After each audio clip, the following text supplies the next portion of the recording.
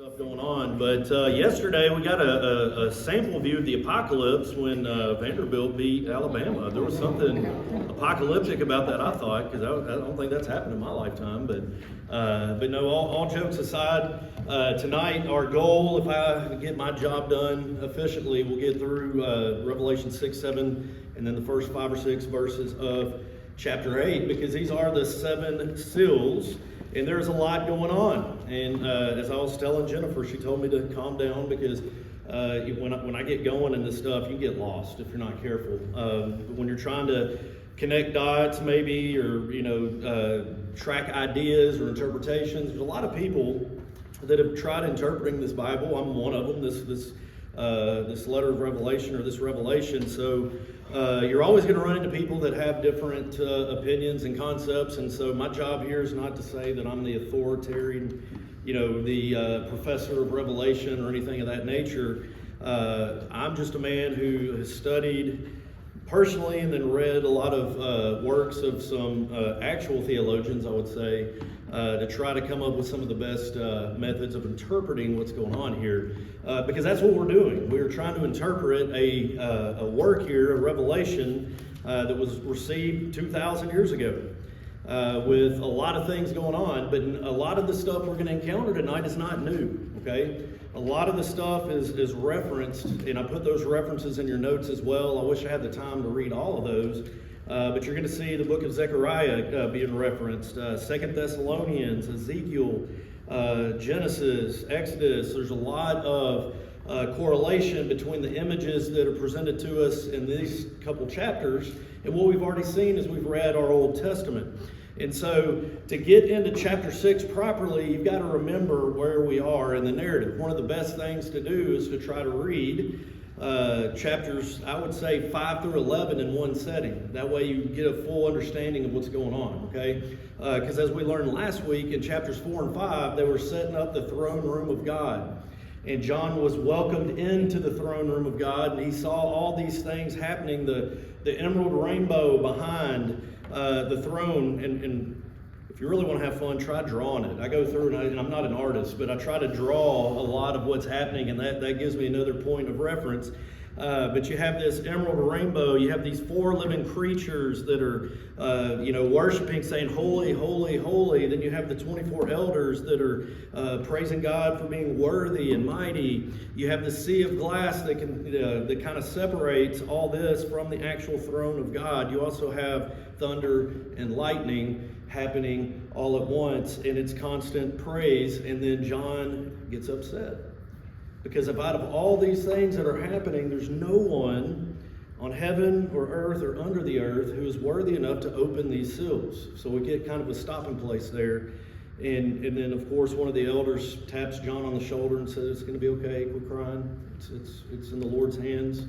There is one here, the Lamb of God who is slain, who is worthy enough to open the seals." And so that takes us into chapter 6. There is only one who is worthy to open these seals, and he is Jesus Christ.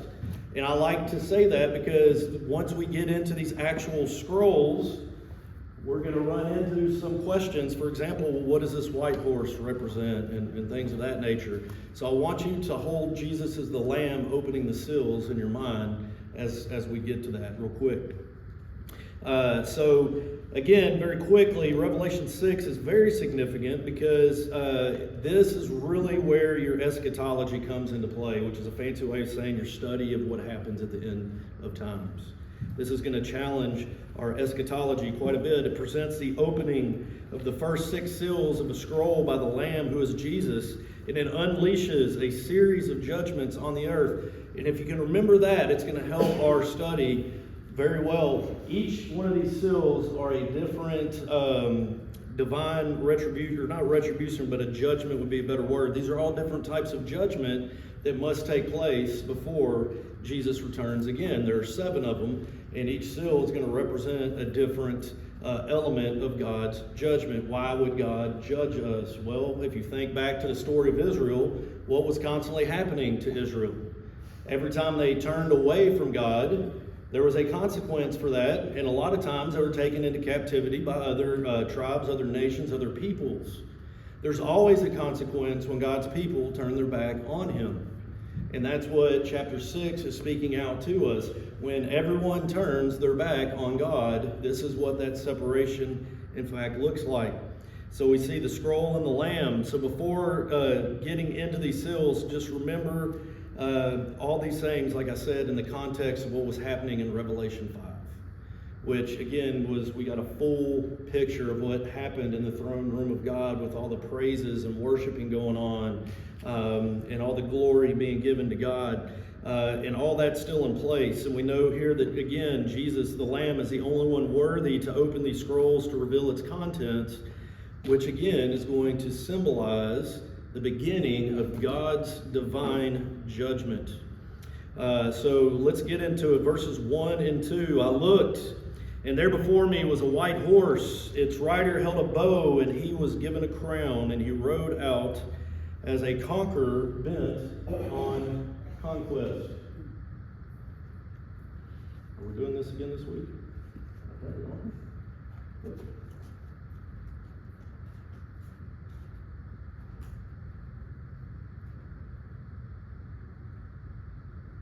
we go. All right. So this very first rider that we get into, there we go, now we're working. About to have to give it the old elbow.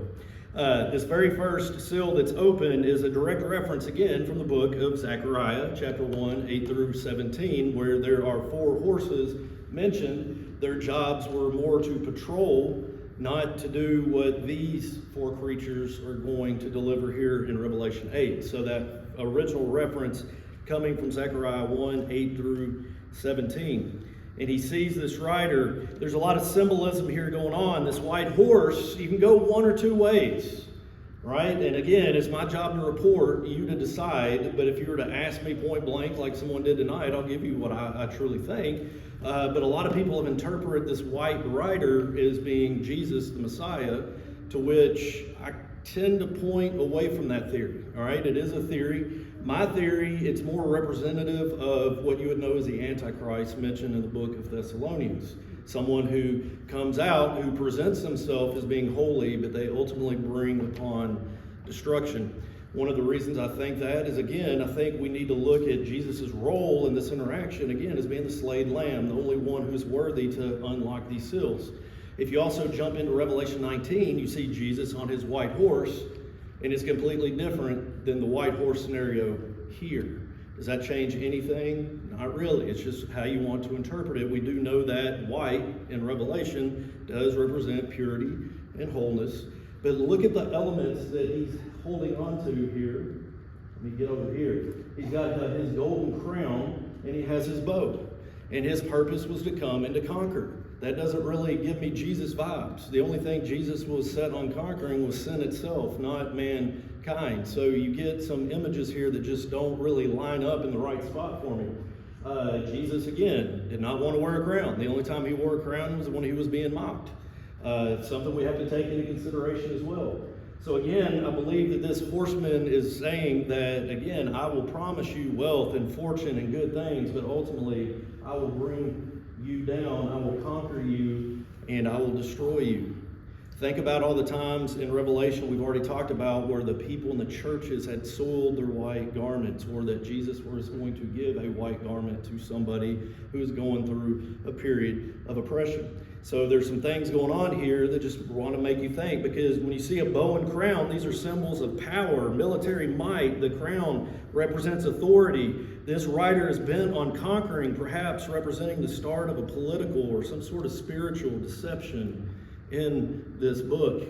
Something is about to get disrupted. So again, if you read in 2 Thessalonians, I'll put that in your notes, you can kind of see what I'm talking about, as well as Zechariah 8 through 17. So I'm not saying how you interpret it, that's on you, but you can look at it. The two major thoughts here, one is the Antichrist, the other one is Jesus, which are the polar opposites of one another. So, which makes, again, studying this book sometimes fun, right? It challenges you to go deeper, to study more, to really try to understand what's going on. And then we get to this second seal with a new rider, and this is for war, which is something we've struggled with as a civilization, right? I mean, I've got to look back if I can find it. It's in my notes here somewhere, and I know the data's a little old, but I love sharing that piece of data. Yeah, for example, approximately 268 years of peace. So we have about 3,421 years of recorded history, maybe a little farther. And out of those years, only 268 of them have been no wars. We've been at peace. So again, out of 3,400, and I'd say about 25 now, because this data is a little old, 268 years. I mean, look at our world right now. Look at all the wars that are going on right now. Again, if you're tempted, you could say, well, I guess that's a sign of the apocalypse. I mean, is it? I don't know. It wouldn't, put it by me if these were some of the signs of things that were going to come.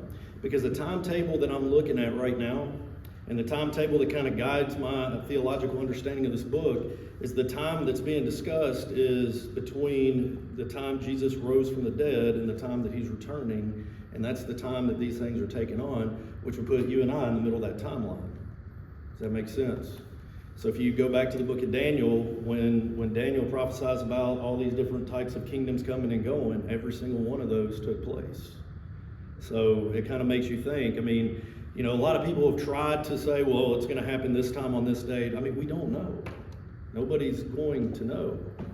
So we know, though, that before these things are going to happen, we will be conquered. This red horse is coming in to represent war. Another horse came out, a fiery red one. Its rider was given the power to take peace away from the earth and to make people kill each other. To him was given a large sword. So if you again, we talk about Paul in his letter to Thessalonians, talks about again an Antichrist type figure coming in with the ability to remove peace from the earth. Could you imagine what this world would be like without peace? I don't think I want to, but these things are to happen. The symbolism here with our red horse and its rider, they represent war and conflict, bloodshed. After the conquest comes, warfare, civil strife, and violence will follow behind it. I want you to see how these things kind of stack upon each other. They come in a certain order on purpose. A lot of these things naturally happen as a result. Well, what happens? What's a natural, result of a war? You're going to have famines. You're going to have families divided. You're going to have countries burnt down. You're going to have all these awful things taking place. And the color red that he wears obviously suggests blood, and the large sword, again, is a symbol of warfare, but warfare on a grand scale. When Jesus talks about in Matthew, which is another good book, this really relies a lot on Matthew. When Jesus is talking about signs of the end of the age, you see a lot of things in common with both of those two texts as well. But he talks about this idea of nation against nation, brother against brother, things of that kind, which to a degree has already been happening in the world that we know of, right? That's been happening for years. You can't really look at one isolated event and say, well, okay, that's the end. That's what Revelation said, because again, it's kind of hard for us to do that. We know that these things will happen before Christ returns. We know in what order they will happen. That's what Revelation is trying to unpack. But a lot of it comes down to, again, the basic thing is keeping Jesus on his throne and keeping God Lord of our lives. As long as we're doing that, we don't have to worry about the things that are to come.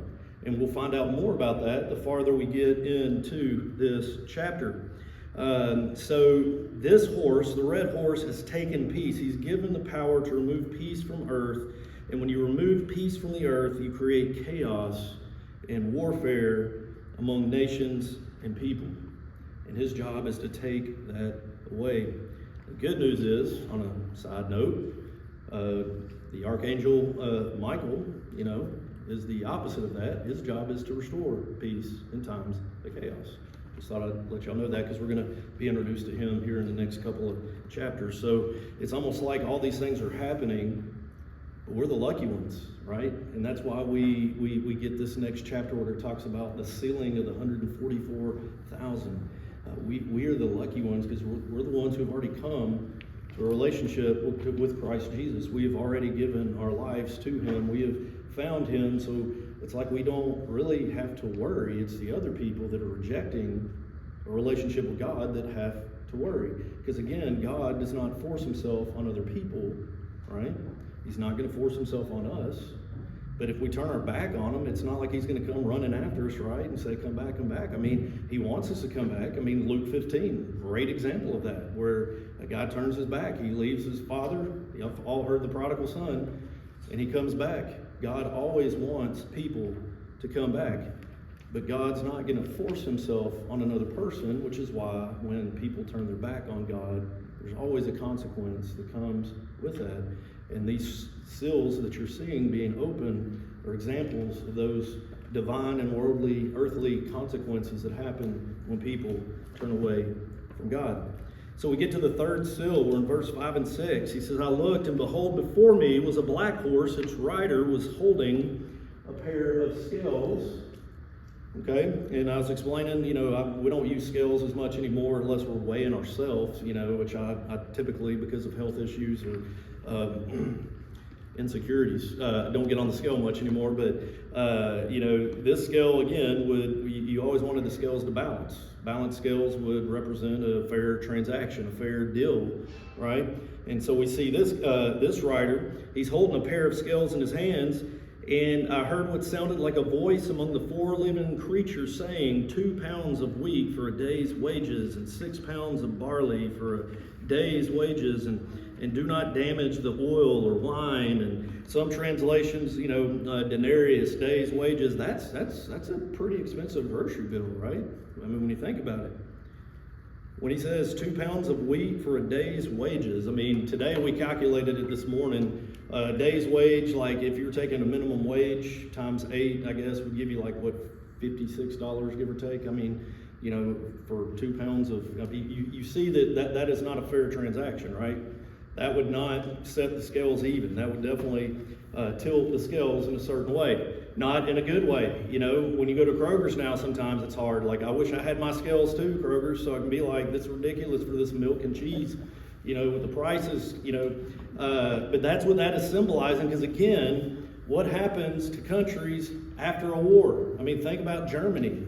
How long did it take Germany to rebuild twice, after World War I and then after World War II? I mean, they had to rebuild, which caused a lot of economic instability, which is why guys like Hitler got to power, because again, he promised them something that sounded nice on the onset. I mean, you don't get that many people to follow you unless you are good talking to them and convincing them. And he's able to, again, present all these wonderful things to him, almost like the white horseman there. But what does he ultimately bring? Death and destruction. I mean, 6.5 million Jewish people died because of his leadership and his methods. When it once started as a union activist for his union, trying to build them up and encourage them. I mean, you got to pay attention to things like that. A lot of times things are not as good as they seem, and if it's too good to be true, then I would definitely look at what's going on in your life. So we have this concept, 2 pounds of wheat for a day's wages, 6 pounds of barley for a day's wages, but do not damage the oil and wine, which again would lend itself to different interpretations. First of all, wheat and barley are necessary for one to live and sustain life. That's food, that's sustenance.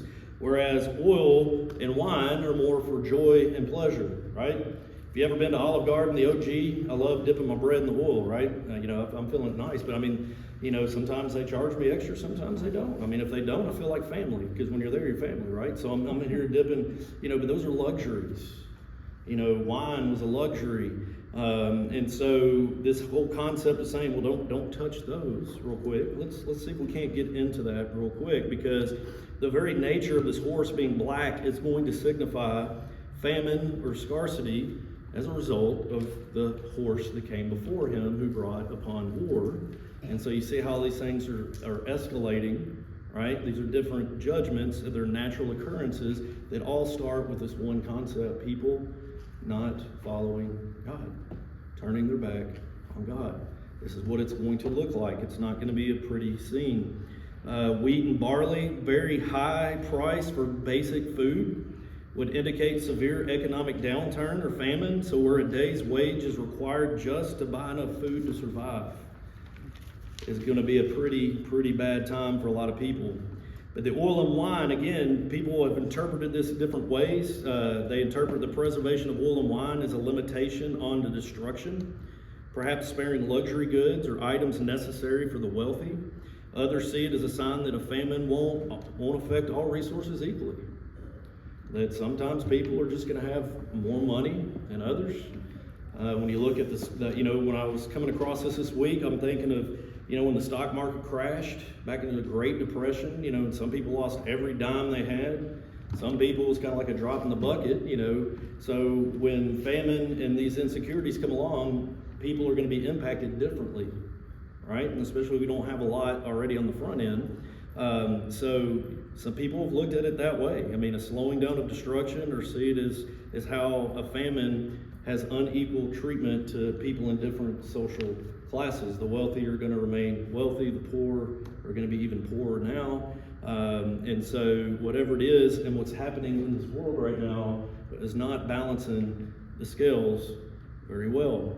So I do encourage you to follow up and read Ezekiel 4, 6 through 11. You also see the mention of scales being used in a very apocalyptic sense as well. So if you're familiar with that text, this, of course, will make sense for you. Now, we're my Tombstone fans here. You ever seen the movie Tombstone? Love it. And when the bad guy quotes this passage here and kind of takes it out of context, and and I opened the fourth seal, and saw the gray horse. His name was Death, and Hades followed. Thanks to Hollywood, a lot of people know about this horseman. But this one is very unique as well. If you look at verses 7 and 8, it says, I looked, and there before me was a pale horse. Its rider was named Death, and Hades was following close behind him, and they were both given power over 1/4 of the earth to kill by sword, famine, and plague, and by the wild beasts of the earth. Man, where do you even want to start with this one? First of all, this guy, it not only has the power to kill you in various ways, whether by famine or pestilence or plague or sword or beast of the earth or, you name it. He's bringing the Undertaker with him, right? That's what Hades is. Hades is the grave, the Hebrew word Sheol, a waiting place that people go as they're awaiting God's judgment. As the word Hades is being used here. So death is coming, and he's bringing the grave along with it. So he's going to kill you pretty proper, right? And it's going to be pretty instant. But what is this guy all about? He is pale. He's got this ashen color skin that represents death. This rider is identified explicitly as Death in Hades, so which we know again is the place of the dead, who follows right behind him, symbolizing death, grave, end of life. But this fourth of the earth, I was trying to grill Addison on it. Like, what's this deal with the fourth of the earth? That still leaves like 3/4 of the earth. So this guy, it makes you think, do all of these horsemen have 1/4? Because there's 4 of them, and 4/4 is one whole, I guess. Greenbrier math, don't judge me. All right? Those are the kind of things that you can get stuck in your head, like, oh, okay. But here's another interpretation. If you look at the history of Israel, and any time the Israelites lost their temple and were taken in captivity, God always left a remnant. So maybe this is some remnant type language here. There's a remnant that God is sparing, or, even though the 3/4 would be bigger than the 1/4, because Death and Hades can only do 1/4 of the earth. There's a lot to look into that. I haven't made up my mind 100% on why the 1/4, but maybe it's just a figure of speech. So that maybe it's meant to not being taken literal or figuratively to that degree. But I definitely get the little tones and vibes for remnant type language here, the remnant that God is going to leave behind. The symbolism, again, death with a great following. This writer is granted the authority to bring death to 1/4 of the world's population through various means: war, famine, plague, and wild animals. So those are your 4 horsemen of the apocalypse. They are 4 divine judgments that God is going to set forth on this world when the time has come. And we don't know when that time is, but I can guarantee you this so you can sleep better tonight. What does Jesus tell us? Always be prepared. Son of Man come like a thief in the night. I mean, we're always prepared. We're not guaranteed a tomorrow. You know, we keep the main thing, and that is who is sitting on that throne in heaven right now, and that's God the Father. And he has the Lamb, his Son, seated right by him. And he's got people from all 4 corners of the earth that are there, and they're singing praises. We get a glimpse into what happens in the cosmic universe in the presence of God. So this 5th seal kind of changes directions a little bit. When you get into verses 9 through 11, he opens the 5th seal, and I saw under the altar the souls of those who had been slain because of the word of God and the testimony they had maintained. They called out in a loud voice, "How long, sovereign Lord, holy and true, until you judge the inhabitants of the earth and avenge our blood?" And I can't help but to think, by the time this letter was penned, this revelation was penned, you know, Peter, Paul, I mean, they were already martyred, right, for spreading the word of God. Could they have possibly been in this group of saints that are under the altar asking God to avenge what has happened to them? Because remember, as early as Nero's reign, Christians started to become crucified, persecuted. They were not allowed to spread the word. They were dealt with very inhumanely. You know, starting in Nero's reign and then Domitian's reign in the early 90s, it got even worse for being persecuted for Christians, for being a Christian, for spreading the gospel. This 5th seal reveals the souls of the martyrs who were killed for their faith. They cry out for justice, and they ask God to avenge their deaths.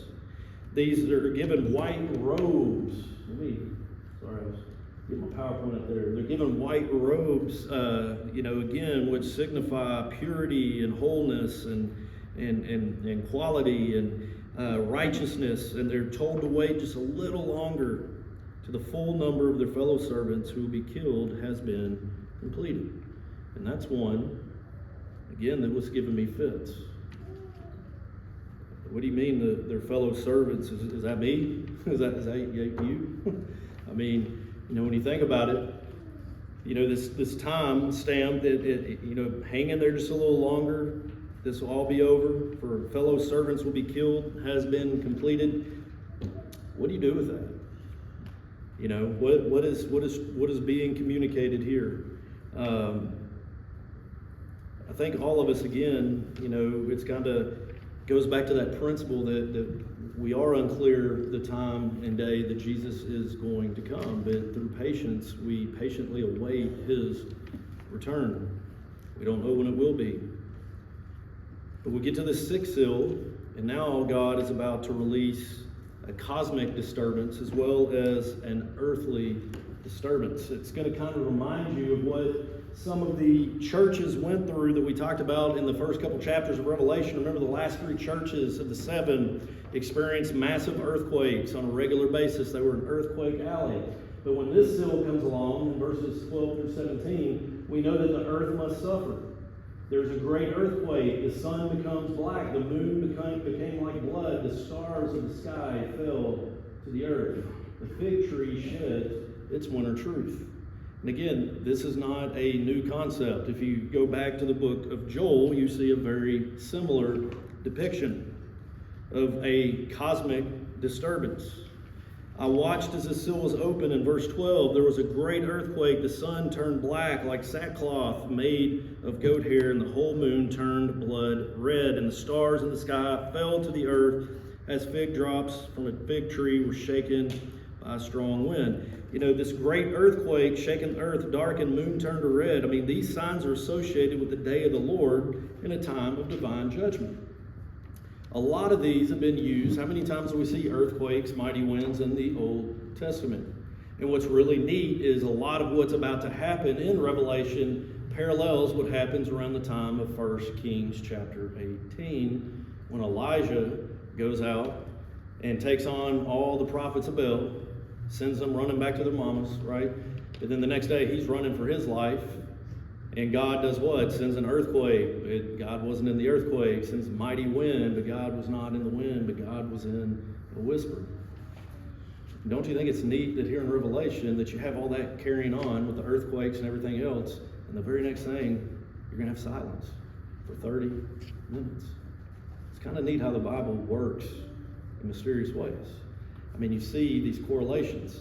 You also tell that people are running from all walks of life, and where are they hiding? In a cave. Guess who else hid in a cave? Our guy Elijah. So there's a lot of pull from these Old Testament stories that this community would have been very, very familiar with. The sixth seal, again, unleashes a series of cosmic upheavals. But you have to understand, catastrophic events are often seen as apocalyptic signs indicating the end of times. The whole creation is an upheaval as the earth and heavens are shaken in preparation for God's final judgment. But this fear of judgment piece, if you look in verses 15 and 17, the kings of the earth, the princes, the generals, the rich, the mighty, and everyone else, both slave and free, hid in caves and among the rocks of the mountains. They called to the mountains and the rocks, "Fall on us and hide us from the face of him who sits on the throne and from the wrath of the Lamb. For the great day of their wrath has come, and who could withstand it?" So you have people from all walks of life, kings to slaves. They'll be terrified when the wrath of the God and the Lamb come. They will seek to hide, but no one can escape this divine judgment. What do we do? Have you ever tried to play hide and seek with God? He's kind of the champion of that. I mean, Adam and Eve were the first to experience how good he was at hide and seek, right? But I think there's something very human about running and hiding from God. I mean, think about when your dog does something he's not supposed to in your house, and you call him out on him, what does he do? He runs off and hides. You know, at least my dog does that. He knows he's about to get a talking to, right? And there's something human about that, right? When we're in trouble or we've been called out or something's not going our way or we sin, we tend to hide from it. And a lot of that is because of shame, and it symbolizes the shame that we might have for doing something that we know we shouldn't have done. And that's the same kind of imagery I get as we look at that sixth seal. Now, there are 7 seals. We have 1 more to go, but we have a lot of business to cover before we get into that, because now we're going to be introduced to, again, a very different direction that God takes. Don't you think it's kind of neat? What does God do on the 7th day of creation? He rests. And what do they do with the 7th seal? They rest. It's quiet. There's nothing going on. You have earthquakes and flashes of lightning and pearls of thunder and all this loud chaos coming on. And then we come to this next chapter and it's just, kind of quietens down a little bit. Revelation 7 is an interlude between the 6th and 7th seals. After you see these catastrophic events of the first 6 seals in chapter 6, Revelation 7 focuses on 2 key visions. So the content kind of slows down, but the symbology does not slow down as much, but we're going to get through this because I love it and it's great. We have these 2 key visions. First, we have the sealing of the 144,000 and the vision of a great multitude in heaven. And it serves as a moment of pause and a message of hope amidst all judgments. This chapter is divided into 2 main sections. And if you look in your Bible, it's probably just like mine. You have, first of all, the sealing of the 144,000. And then you have the great multitude. And we're going to talk about those here in just a little bit. Some of the artwork now they have in Revelation is great because the scene in Revelation 7 start with these 4 angels that represent the 4 corners of the earth. And to keep things quiet and calm, they're going to stop the wind from blowing on earth. That's one of their functions. And then you're going to have this 5th angel come down. I mean, it's like a Pink Floyd video. I mean, it's going to come down and, it's got this golden scepter. I mean, we're going to get into some of the, actually we are going to get into a lot of that imagery here. But remember, as I've told you in the study so far, it's good to be sealed. We want to be sealed, right? Sealed means that we don't want to be marked. We want to be sealed because sealed is what God does to all of his followers and believers Mark is what the devil and his people do. So you have marks and you have seals. We want to be sealed. Even though if you don't think you want to be sealed, you want to be sealed, especially in Revelation. You want to be sealed. It's better than the alternative. So again, we'll look at the sealing of the 144,000. And there's some odd stuff going on in here too. I'm just going to put that out there. Maybe y'all can help pick some things apart with me, but let's look at some of the themes again. So again, one of the major themes in this chapter is protection and sealing of God's people. So this emphasizes again God's sovereign protection for his people. We also get a theme of global redemption. You have this multitude from every nation, every universal scope of salvation. The gospel transcends boundaries of ethnicity, nationality, language, bringing people from all over the world into God's kingdom. If you've never been to a church in a different country, man, it's awesome. You know, it was neat when I was in Australia growing up. You know, I spent 4 months there before, right after I got my first degree. And it was just neat to be in a church on the other side of America, the other side of the world, and they're singing the same church songs we are. I was like, this is cool. You know, they sing Amazing Grace over there. You know, they sang a lot of the same worship songs we did. They accepted me in as if I grew up in their church building. I mean, it's neat when you're a Christian and you go to a different country and how quickly other churches will embrace you and treat you like a king or a queen. And so you have that group of people. Nobody is disqualified from being able to receive eternal life because of their ethnicity, because of anything. They're all welcome to be a part of God's movement. And you're going to see that here in Revelation 7 as we get a little deeper. So with the first 3 verses, you're going to see, well, don't forget about hope. Last chapter 6 was a lot of tribulation. This one's about a lot of hope. Because we all could use a little hope in our life, a little encouragement. I know I can. But let's look at these first couple verses here. So we have the 4 angels that are holding back the winds. You also have the angel with the seal. He's going to come down and do the sealing.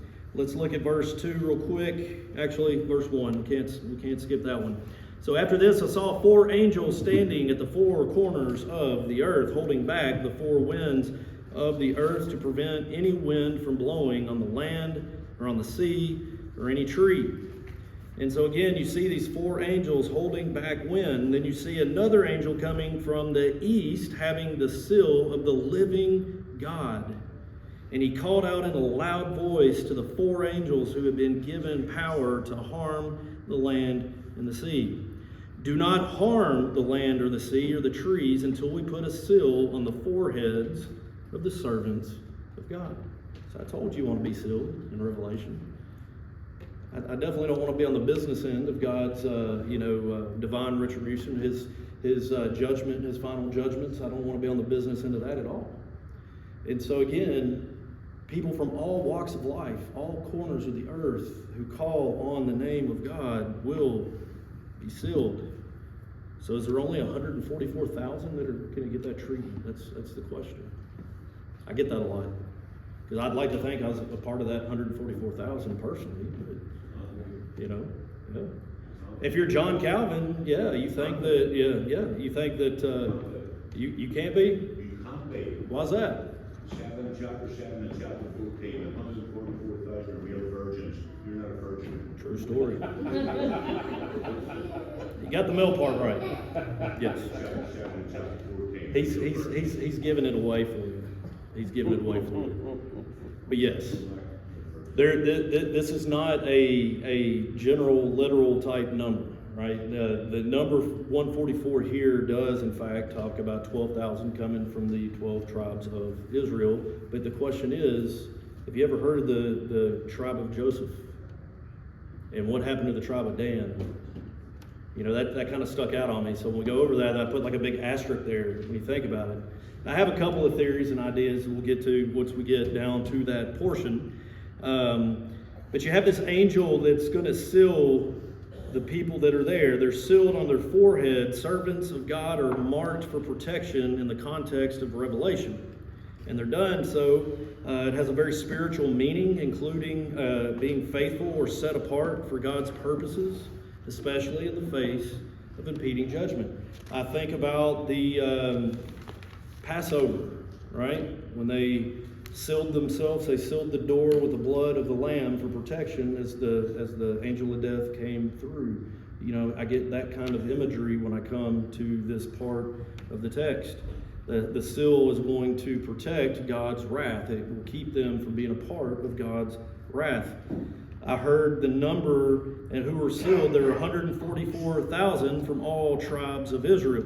So this number has been interpreted in different ways, with some viewing it as a literal number, while others interpret it symbolically. The number 144,000 is seen by many scholars as representing the completeness or fullness of God's people. You also have 12 disciples, but you had 12 tribes and 12,000 from each one of these tribes. This connects all of God's people to him. Some interpretations see this as just the literal Israelites or Jews, while others see it as symbolic of the church or all of God's faithful people. You do have the God focusing on the 12 tribes of Israel in the Old Testament, but in the New Covenant, you have a whole different, right? There's no longer God's chosen people as the Israelites, that all who call upon the name of Jesus are now a part of that. So there are different ways to interpret that 144,000. But from the tribe of Judah, you have 12,000 that were sealed. From the tribe of Reuben, from the tribe of Gad, 12,000.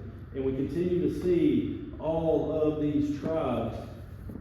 But when you get to number 11, you've got something different. You've got Joseph here.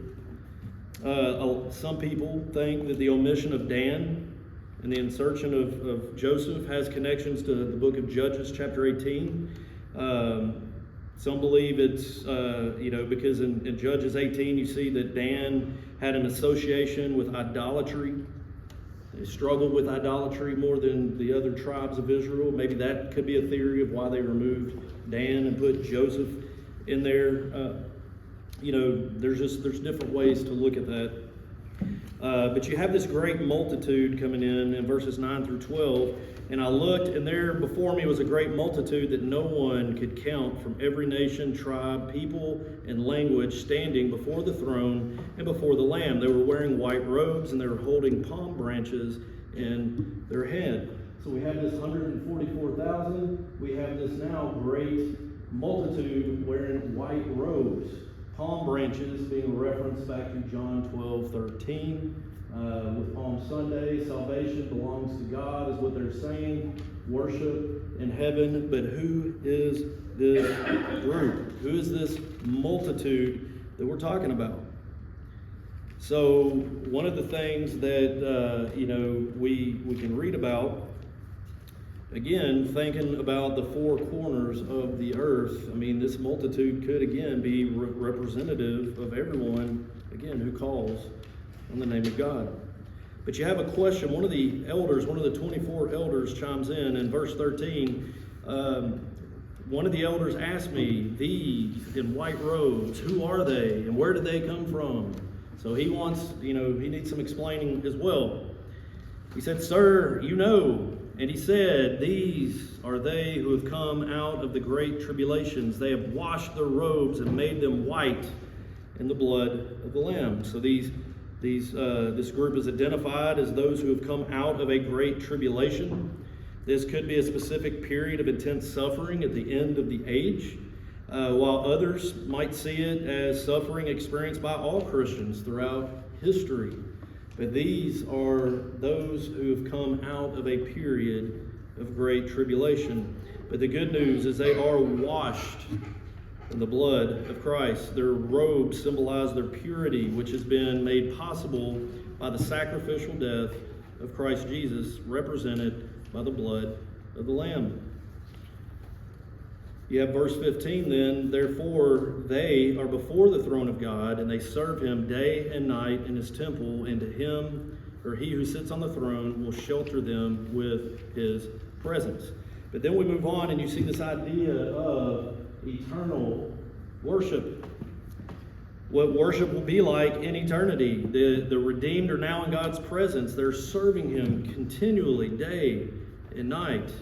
And the temple here likely refers to God's immediate presence, since in Revelation 21:22, there's no physical temple in the New Jerusalem because God himself is the temple. He is the temple. Shelter in his presence, God will provide eternal security and protection to his people. But then we get to verses 16 and 17, when we have other themes here that trace back to Isaiah. You have, never again will they hunger, never again will they thirst. You know, that automatically makes me think of what Jesus says about living water, the bread of life. You know, the sun will not beat down on them, nor scorching heat. For the Lamb at the center of the throne will be their shepherd. He will lead them to springs of living water, and God will wipe away every tear from their eyes. So no hunger, no thirst is Old Testament imagery where God promises provision and care, particularly in Isaiah chapter 49:10. You have God wiping away tears, which is a promise of eternal comfort at the end of suffering. And this theme is also echoed later in Revelation 21 verses 4, where God is wiping away tears. You have hope amidst tribulation. This chapter offers a message of hope to those who are suffering through tribulation, which the tribulation of the Christians right now, when this revelation was received, is what was happening in the Roman Empire, where the Romans were, again, persecuting those who called on the name of Christ. So in summary, Revelation 7 offers a powerful vision of divine protection, eternal worship, and presenting the faithful as sealed and safeguarded from God and his impending judgment, while also celebrating our diversity, the diverse nature of God's salvation, the salvation that we have in Christ that is spared for no one. I did not realize how late in the evening it is getting. Do y'all want me to push on a little more, or we just got to turn into chapter 8 real quick? Because believe it or not, with all that said, the seventh seal has not yet been opened, but it is about to be. So I'll kind of wrap it up here really quick. I think I'm just down to my last slide. So after all that happens, again, this interlude to chapter 8, or between 6 and 8, this interlude, we finally see the seventh seal. And this time, when the seal is opened, guess what? There's silence in heaven for about a half an hour, which is very striking because heaven is usually depicted as a place filled with continuous praise and worship and thunder and lightning and earthquakes and everything else we've been talking about. But for 30 minutes, silence. When's the last time you've been silent or sat in silence for a good 30 minutes? Kind of hard to do, but so refreshing at times. So when this 30 minutes of silence is up, you have 7 angels who are given 7 trumpets, again, 7 perfection. And then you have another angel that's going to slip in with a golden censer in verses 3 and 4. He had a golden censer, and he came and he stood at the altar, and he was given much incense to offer with the prayers of all of God's people. Everything about this seventh seal is God hearing the prayers of his people. The people that are under the altar, the people that are in tribulation, the people that are coming out of tribulation, wherever they are. Because when you think about it, all of us are in one of those places. We're either going through tribulation, we just came out of tribulation, or we're getting ready to head right into it. So it is a message of hope for all those people. And of course, there's undertones to Exodus 30, 1 through 10. You've got a golden altar, you've got incense, you have this angel coming in, and he's essentially going to fill this gold scepter with fire, and he's going to cast it down onto the earth. I wish I could show you my art for that, but I would embarrass myself. But again, serving as the final of the 7 seals and the final consequence from God's divine justice that he is going to proceed through. You see fire from the altar, pearls of thunder, rumblings, flashes of lightnings, earthquakes. Again, these are all phenomena. They're common symbols for God's power and judgment. When you think thunder and lightning, I'm thinking God's power. How cool is it when you hear thunder ripping very loudly above you? It scares him to death, but I think it's neat. some people it does scare to death. But sorry I had to rush the ending. I'll be back in a couple weeks to pick up, and I'm going to go back over this last part just to make sure we're all refreshed before we move forward. But I just noticed the time's gotten away from us, and I don't want somebody to get the little hook out and pull me off the stage kind of thing. But let me end us in prayer, and then Byron will dismiss us with song. And thank you all for staying with me, and read your notes because there's a lot of stuff I still didn't get to on there.